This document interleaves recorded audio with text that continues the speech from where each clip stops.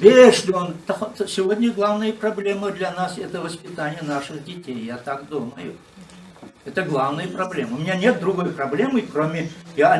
Теперь я ни о чем больше не думаю, о том, как воспитать внуков. Внуков. Внуки, это все внуки в этой республике мои внуки. Это не только мои, и другие мои внуки.